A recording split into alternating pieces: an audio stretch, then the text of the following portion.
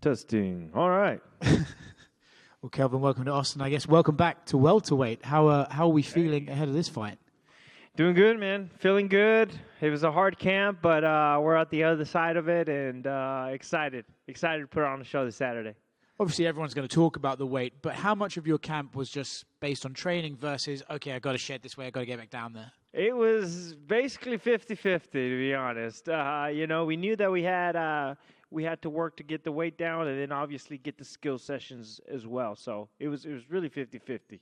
Now you're here and you're ahead of the final push. How are you feeling physically? Do you feel like, okay, there's a pros and cons to this, or how are you feeling ahead of the fight? No, I mean, I feel great, man. I haven't felt this great in years.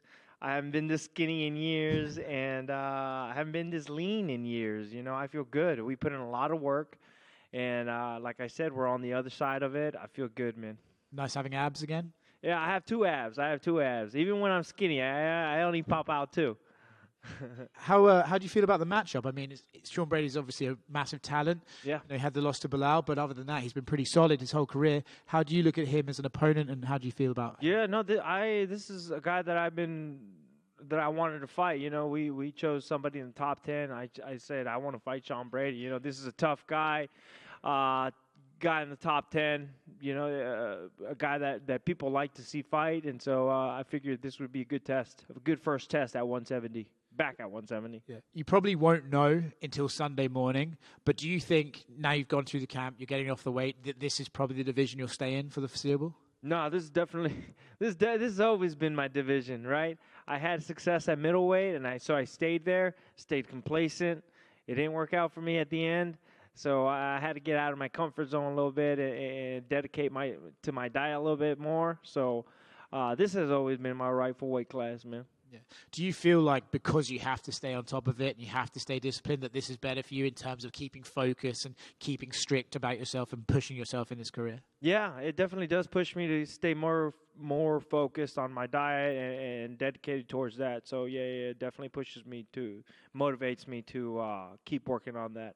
Cool. And then now in your old but new division, you got Leon Edwards fighting Colby Covington soon. Curious how you look at that fight and who could be at the top for you to chase. You know what? I think I see Leon Edwards coming out on top of that. I don't know how.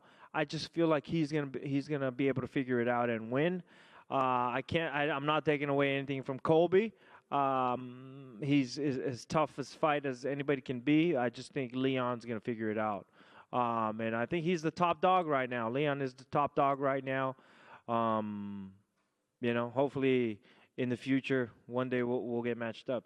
And last one for me, Ian Gary versus Vicente Luque. How do you reckon that fight goes? Sorry? Ian Gary versus Vicente Luque. How do you reckon that fight plays out? Ooh, that's going to be an exciting fight, Ian Gary, Vicente Luque. I mean, Vicente Luque is always putting on bangers, right? And so I think, I don't know, I think that the pressure and skills that Vicente brings is probably a kryptonite to a style like Ian Gary's, where he has to maintain his distance and really use that long reach that he has.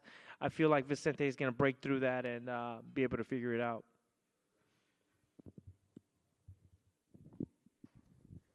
Oh, is that? Yeah, how's it going? Excuse me.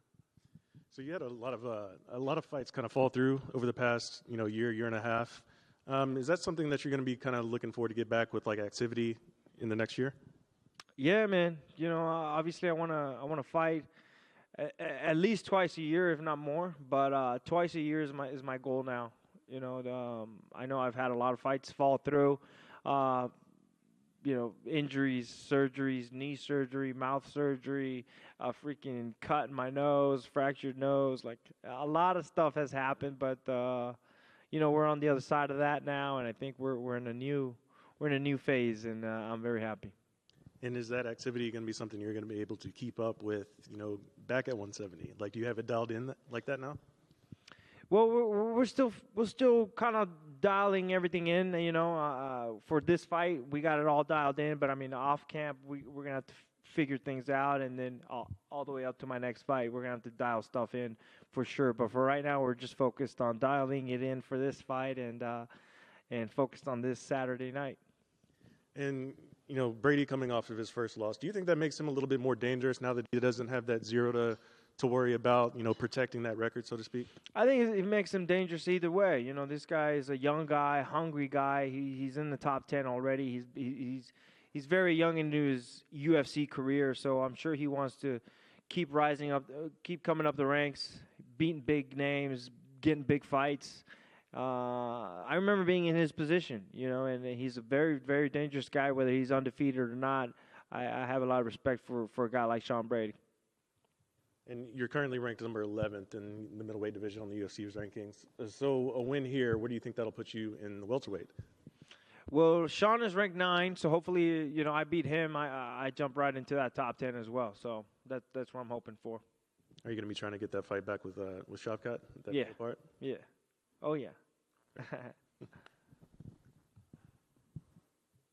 Sweet. Thank you.